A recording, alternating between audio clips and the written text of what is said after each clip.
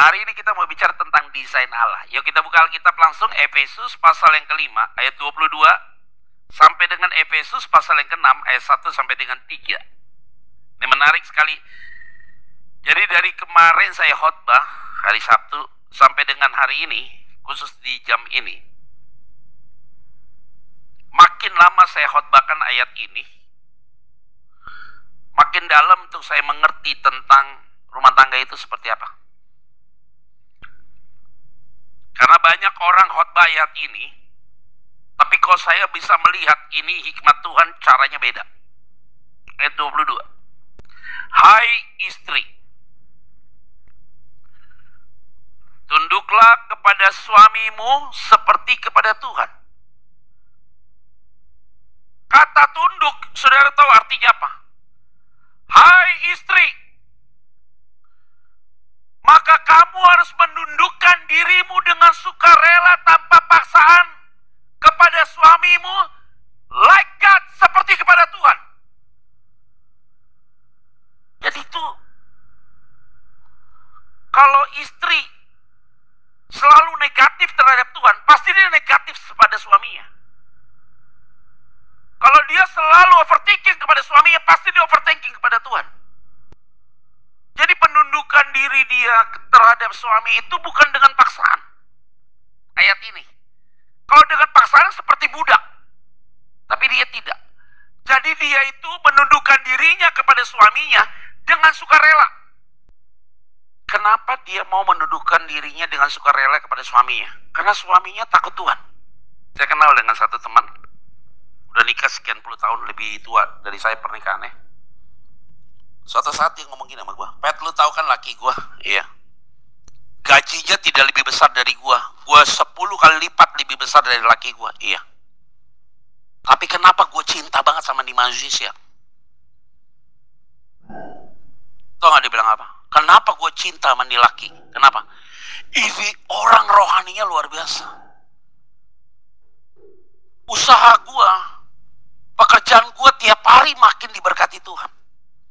Laki gue ini, Pet, usahanya dia, kerjaannya dia, gajinya dia tidak lebih besar dari gue. Gue lebih 10 kali lipat, tapi apa yang dia ngomong gue nurut.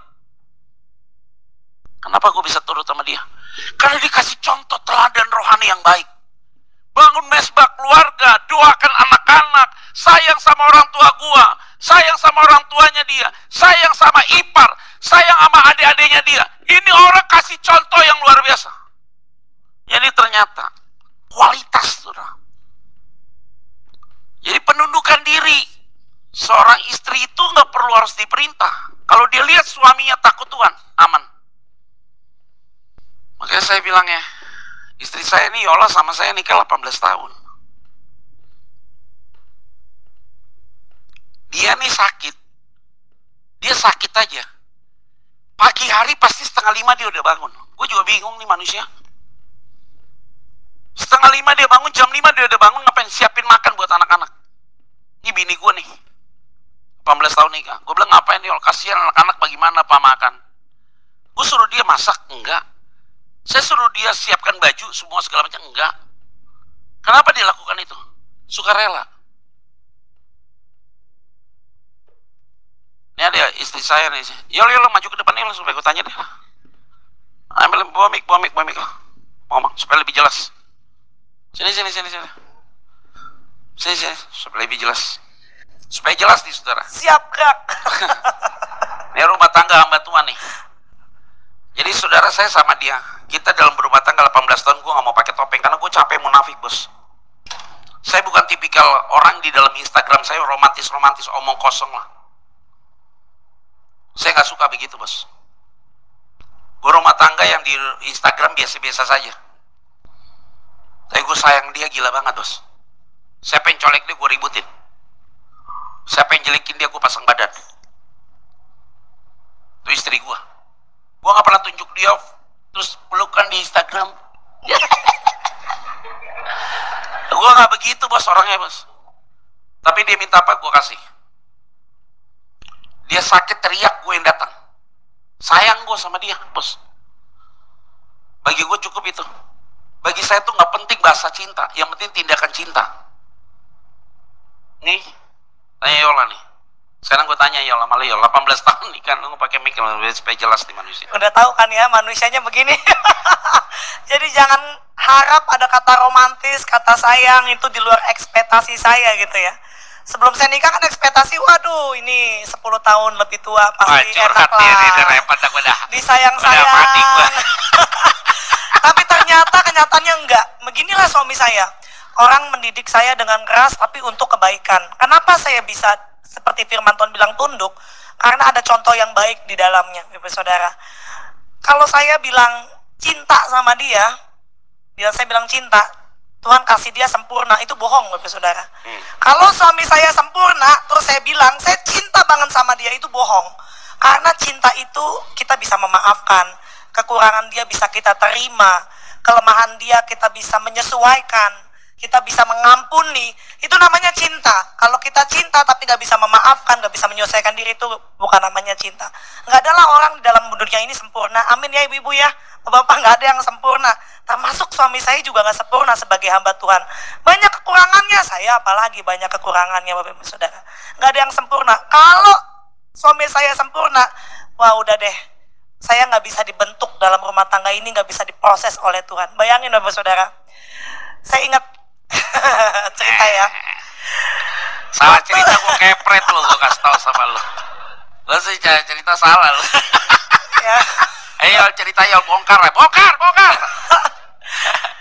Saya itu waktu awal pernikahan sering ditinggal sama suami saya, saudara, karena dia masuk dalam tinggal pelayanan. Tinggal pelayanan karena dia. Jangan tinggal gue kabur lo, gila lo. Ada dalam lembaga misi dan itu selalu 2 minggu 10 hari. Bayangin dalam keadaan hamil. Waktu itu umur masih muda, saya sendirian di rumah. Dan waktu itu saya hamil susah banget pendarahan ya waktu itu. Saya dibawalah sama seorang hamba Tuhan ke rumah sakit. Nah udah di rumah sakit kan, udah diperiksa semua. Saya telepon suami saya dong, soulmate saya ya enggak. Saya telepon, saya ada di rumah sakit nih, saya pendarahan. Saya pikirkan bahasanya kan saya maunya, dia tuh bilang, udah Yol, tenang Yol, ya. Iya sih memang ucapan tenang, tapi lebih banyak nanya berapa biayanya. Dalam hati saya nih Bapak Ibu Saudara, miskin sih boleh miskin, gak punya duit gue Yol. Duit gue kagak ada Pak Yopi. Duit gue 1 juta juga gak nyampe, gue takut bini ini gue yang ngomong saya apa kamu sih sebenarnya? Duit gue saat itu, gue tanya gitu. Bayangin Bapak Saudara ya. Lagi hamil Kalista. Yang saya harapkan ngomong apa, tapi jawabannya seperti apa, itu rasanya, aduh kalau saya nggak cinta sama lo nih, nggak usah pulang lo di sono di daerah aja, nggak usah pulang. Kesel. Saya bilang sama dia, kok bisa-bisanya sih, kamu udahlah ya, tutup buku ya. Kita nih sebagai perempuan ya ibu-ibu semua, kalau kita ada masalah sama suami kita setiap hari nggak mungkin lah ada beda pendapat segala macam ya. Maunya kita suami kita yang cepet-cepet, udahlah baik-baikin kita, maunya begitu ya. Tapi Pak Petra didik saya nggak begitu. Pak Petra didik saya, suami saya ini keras banget sama saya. Nggak ada saya dibaik-baikin sama sekali. Dan itu yang membuat saya kesel setengah mati keselnya. Tapi lu sayang kan? Sayang.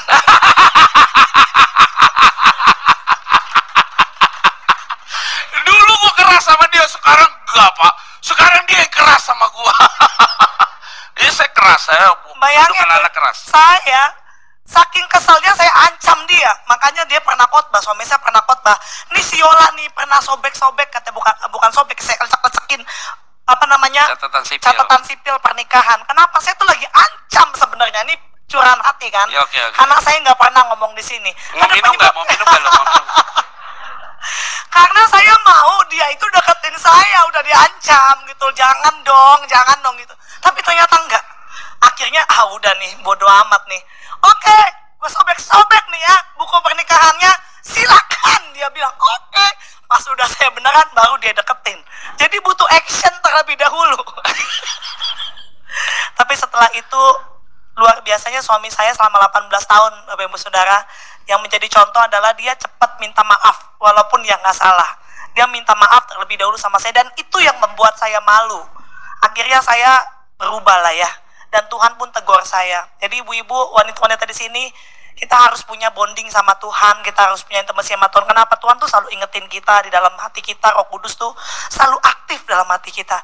Ada teguran Tuhan yang saya nggak pernah share sama suami saya. Ribut 2 tahun rumah tangga rasanya seperti neraka gitu ya.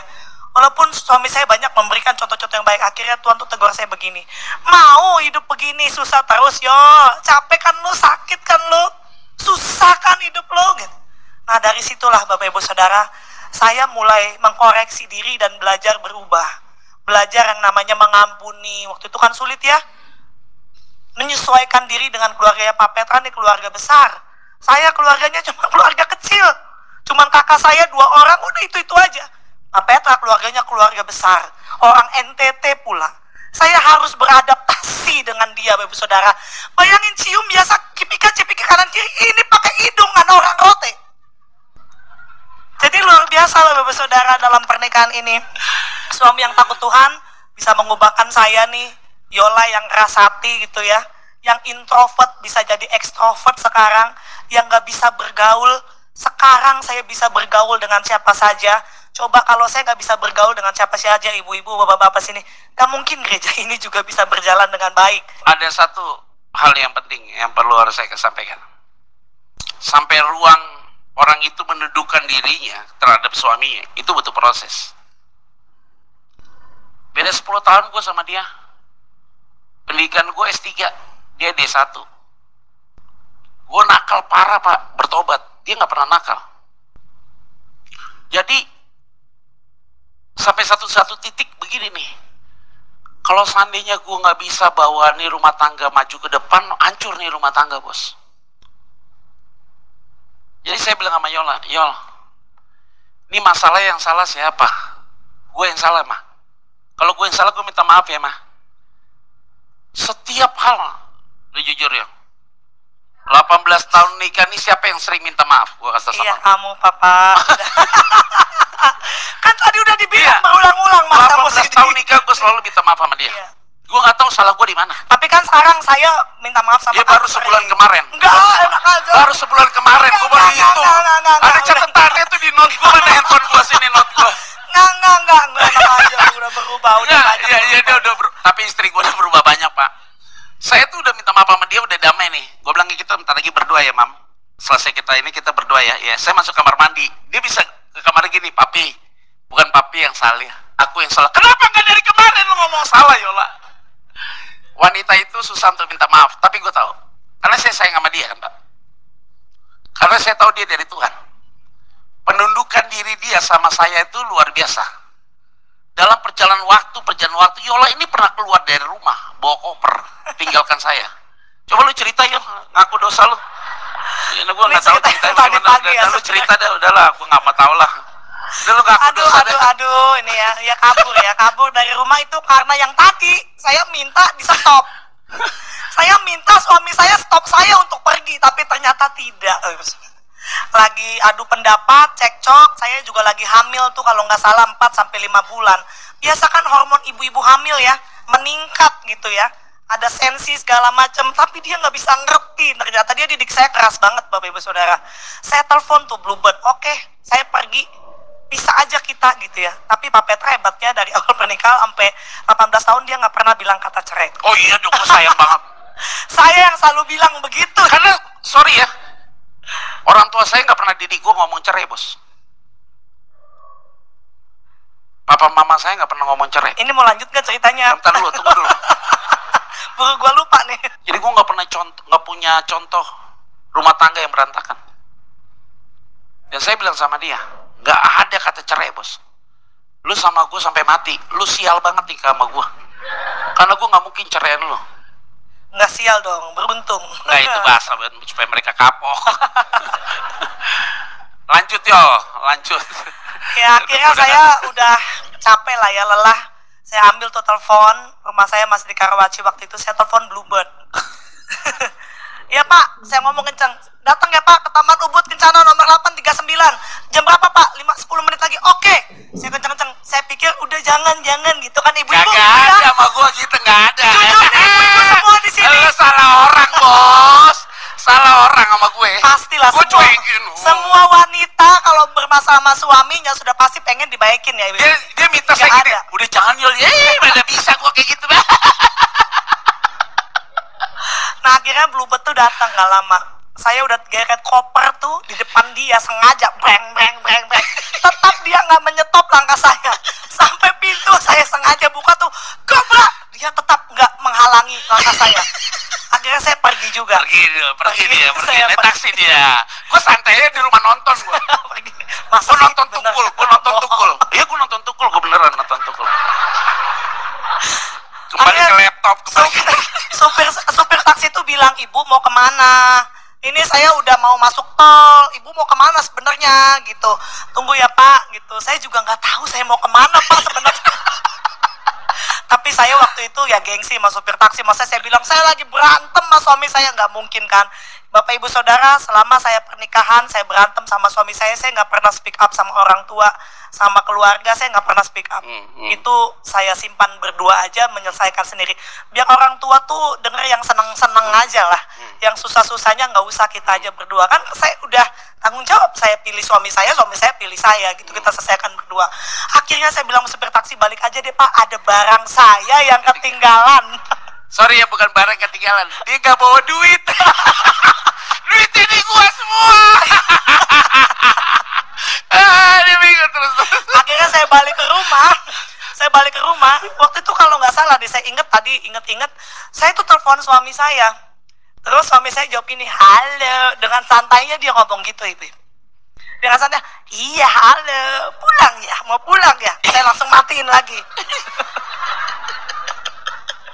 Akhirnya saya dampe depan pintu tuh. Depan pintu rumah. Dia tahu pasti saya pulang. Kan dia nggak mungkin, dia pintar ibu-ibu. Ini pintar banget, dia yakin saya pulang. Karena dia tahu saya nggak tahu kemana lagi.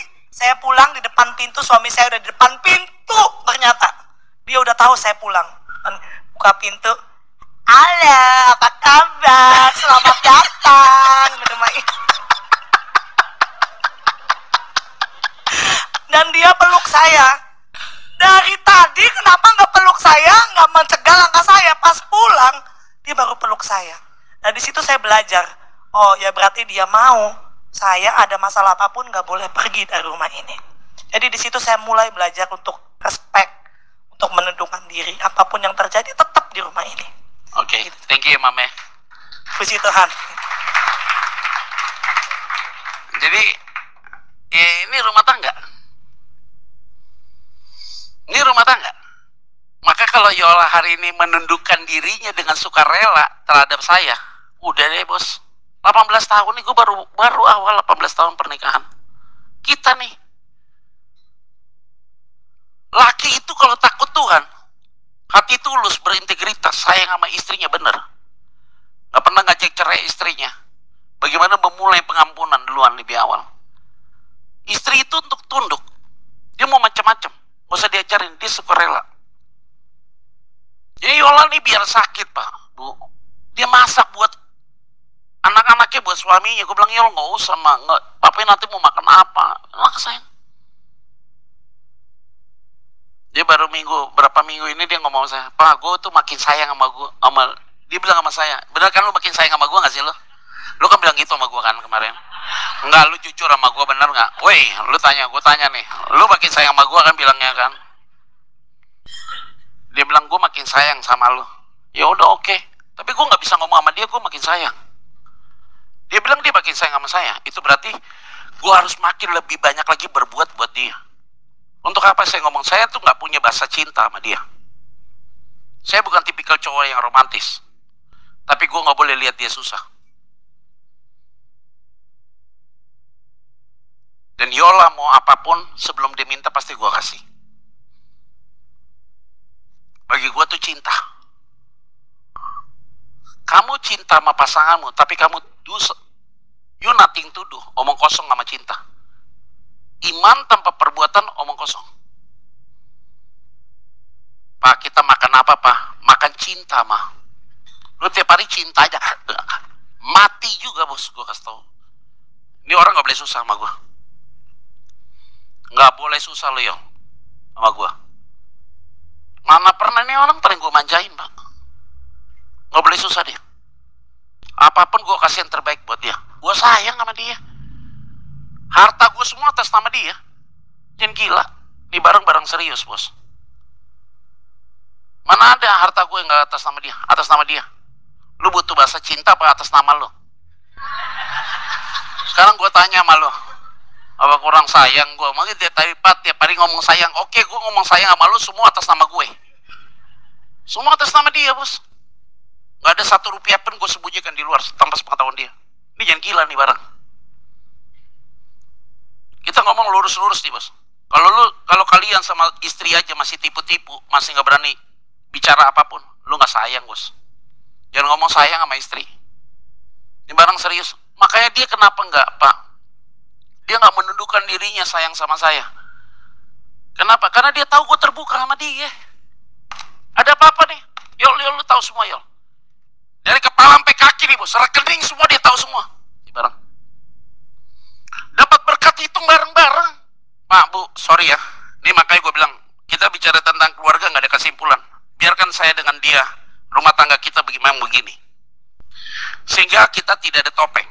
Kasih itu bukan dominasi. Dan penyerahan diri itu bukan paksaan. Pelayanan itu bukan pengendalian.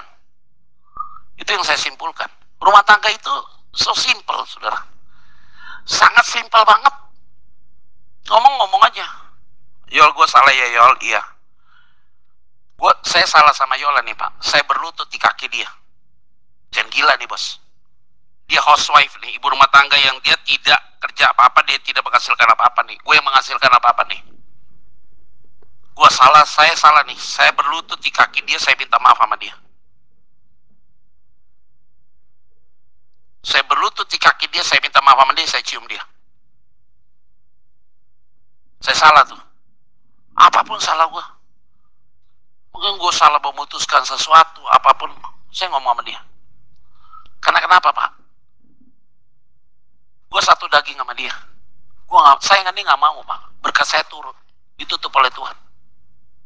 Dan saya nggak mau urapan saya ditarik oleh Tuhan. Maka saya belajar untuk terbuka sama pasangan hidup saya. Dalam kecil apapun. Maka itulah menjadi bagian ketika Paulus yang menulis surat ini. Paulus itu belum menikah, tapi dia ngajarin begini. Hai istri, kamu harus sukarela nunduk kepada suamimu. Seperti kepada Tuhan. Karena kenapa dibilang kalimatnya? Karena suami itu adalah kepala istri sama seperti Kristus adalah kepala jemaat. Dialah yang menyelamatkan tubuh.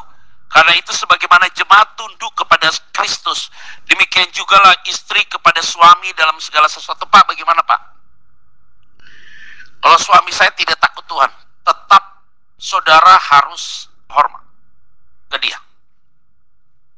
Jadi bagaimana Pak saya harus lakukan ke dia? Doakan dia supaya dia berubah. Tapi rasanya saya katakan, kamu yang pilih dia. Bukan orang tua lu yang pilih dia. Kamu yang pilih dia orang. Laki ini. Kemarin kan saya udah khotbah minggu lalu. Yang masih muda saya kasih tahu, 95% saudara pakai otak kalau pacaran. 5% pakai hati. Jangan gila nih. Nih 95% pakai otak nih. Logika lu main. Kalau dalam pacaran kamu lihat nih orang ego ya, laki gua pelit ya, laki gua over thinkingnya, laki gua posesif, tinggalin bos. Jangan bilang gini, oh nanti kalau udah nikah dia berubah. Enggak, dia nikah makin parah bos. Emang pernikahan ubah orang? Enggak. Nikah itu dia punya masalah, saudara punya masalah, dijadiin satu, nyelesaikan bareng-bareng. Capek loh. Kita ngurus masalah kita aja nggak selesai-selesai. Tambah lagi dia, jangan kasih beban berat. Maka saya bilang, tapi kalau sudah nikah, saya kasih tahu sama saudara. Kalau sudah nikah nih, saya kasih tahu buat saudara. 99% pakai hati, 1% pakai otak. Artinya apa? Lihat suamimu kasar, itu laki gue. Udah gue pilih begitu. Lihat istri saya kasar, itu istri gue. Udah gue pilih dia, mau gak mau. Sayang mas. Jadi kalau saya lagi bagaimana, bau-bau juga ditelan emaknya. Bener ya, ibaratnya kalau kita lagi bercanda ya nggak? Bener nggak? Suami istri kalau lagi bercanda, lagi buang angin, put gitu loh. Bau pak, telan tuh bau. Aduh pak, bu, Udahlah, Yolani udah tahu lah kalau gue sayang sama dia. Dia udah mau mati berapa kali. Jatuh. Ngomong cinta nih. Ngomong cinta jangan lagi enak loh. Lagi pahit lo sama dia nggak? Isi barang, makanya dia sayang banget sama gue. Ya sayang gak? Sayang gue banget lo ya.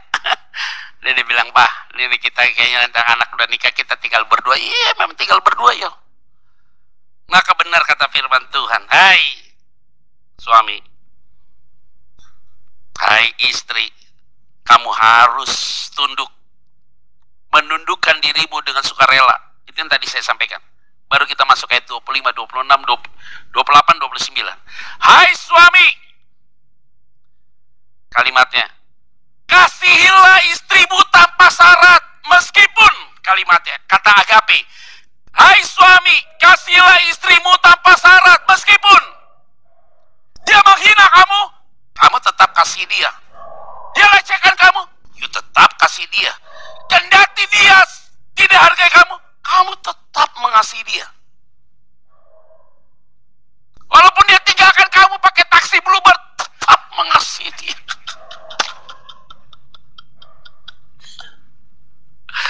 Gua dilawan. Mau pergi dia ambil koper. Lu kira Pak, dia siapin baju di koper, gue latan. Jangan, gue diemin, bodoh. Dia siapin baju, gue kira gue larang.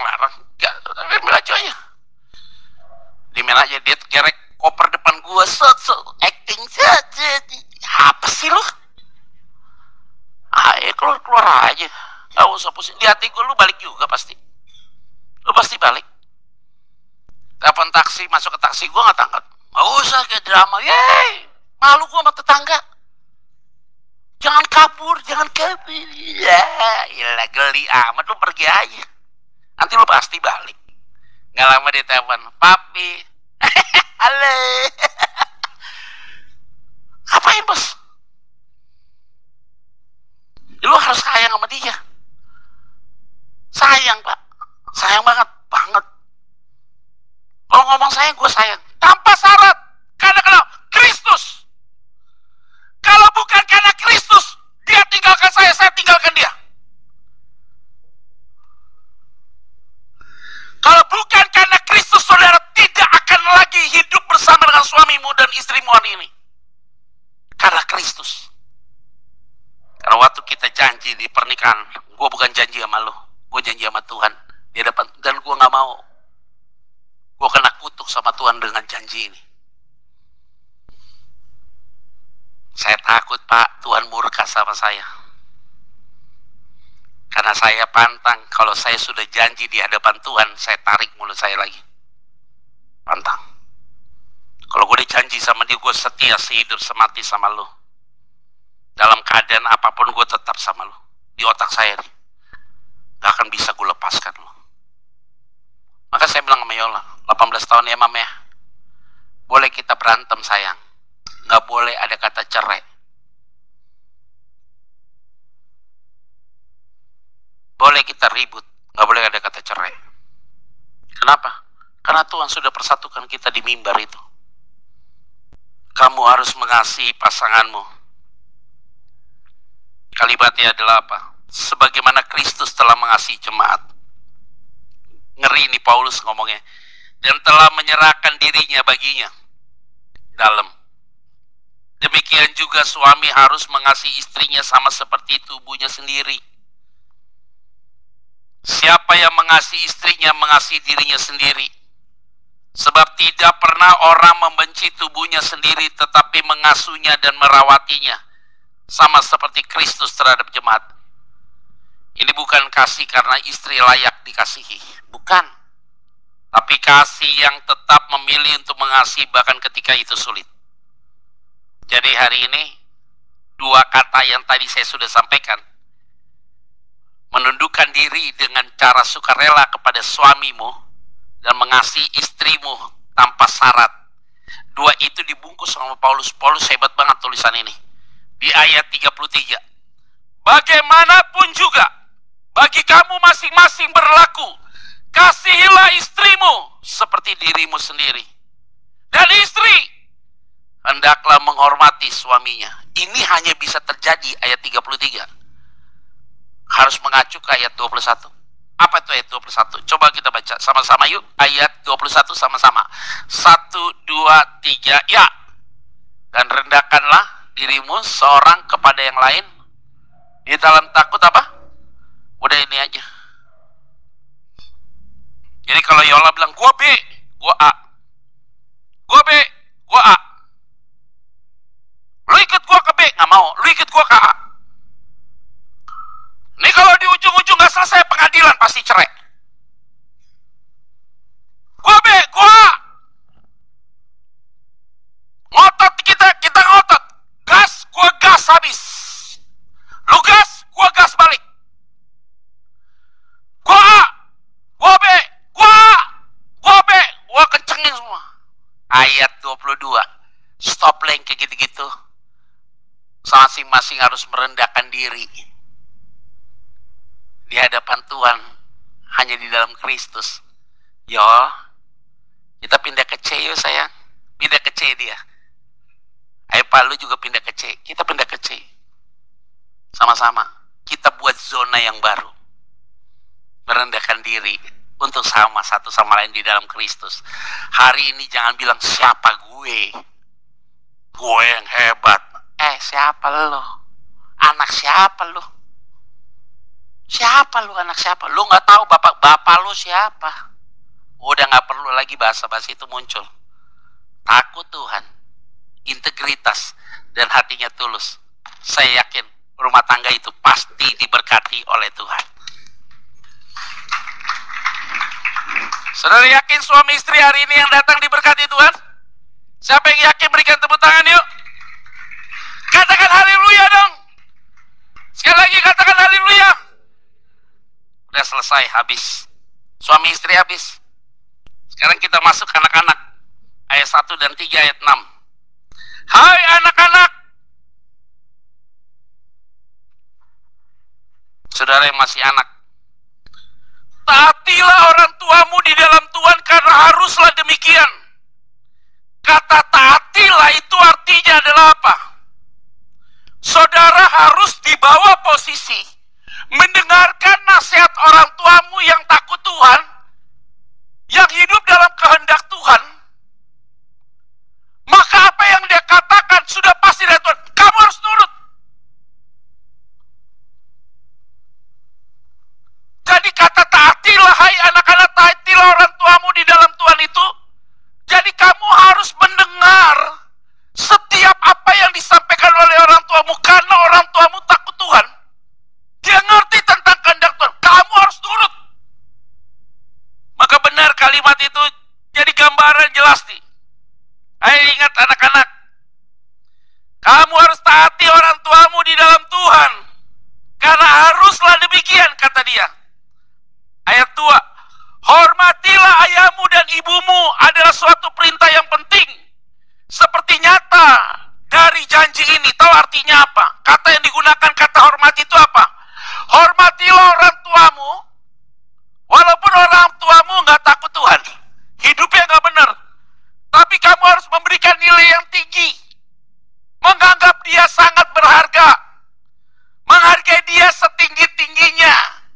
Cara ngomong sama dia, cara bersikap sama dia harus sopan. Bukannya taat, menghormati. Karena nanti ujungnya kamu akan bahagia, kata firman Tuhan.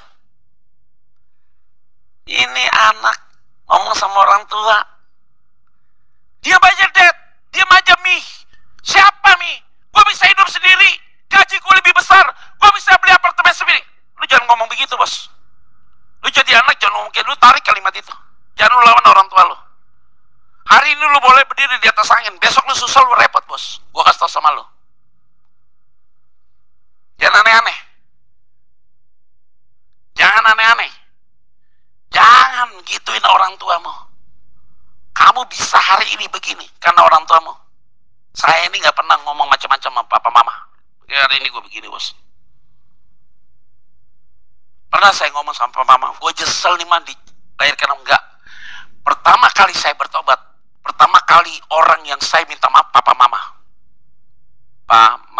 sorry ya sayang. Kenapa sayang? Aku yang jual cincin kawin papa, mama. Aku jual perhiasan mama semua. Saya palsukan cek tanda tangan papa mama. Tuh papa mamanya bilang sama tuh, udahlah Pet. Yang penting kamu jadi hamba Tuhan, papa tuh lebih berharga kamu jadi hamba Tuhan. Udah, papa udah lupakan semua. Makanya ketika kita diberkati, saya bilang sama istri saya juga sayang mereka. Pak, beli rumah lah buat papa mama yang bagus. Kita beliin rumah Pak di atas bukit, batu karang, bisa lihat ke laut langsung. Keren. Udah kayak di Beverly Hills, tapi di Kupang. Pagi-pagi lihat laut langsung di atas batu karang, Pak. Rumah kasih servis yang baik, Pak. Tempat tidur gue beli yang terbaik. Ganti AC, kulkas ganti yang baru semua. Karena saya tahu gak mungkin berkat gue lari dari itu. Mamanya Yola juga kita bangunkan. Bangun yang bagus di Indramayu. Datangkan dari Mitra 10 keramik yang bagus, kirim ke sana. Pasang AC semua yang bagus. Butuh apa? Buat. Kasih garasi atau butuh mobil, kasih mobil semua. Aduh Pak, kalau buat orang tua gue gak pernah tutup mata Pak. Buka nih tangan lebar-lebar. Gak berhitung, kita gak pernah ribut kasih buat orang tua Pak. Itu yang buat kita hari ini diberkati Tuhan. Mau gak pernah pusing, gak pernah ribut kita masalah warisan nih berdua nih bos. Di barang kita berdua nih gak pernah ribut masalah warisan. Masalah ini kita gak pernah ribut, gila. Gak bisa kita begitu. Maka kita bilang hormat lu ke orang ayahmu dan ibumu, itulah suatu perintah yang penting. Karena kenapa? Ayat 3. Supaya kamu berbahagia dan panjang umurmu di bumi. Kata berbahagia dan panjang umur ini saya mau garis bawahi. Kata berbahagia dari kata aslinya artinya apa? Anak yang taat, yang menghormati orang tuanya.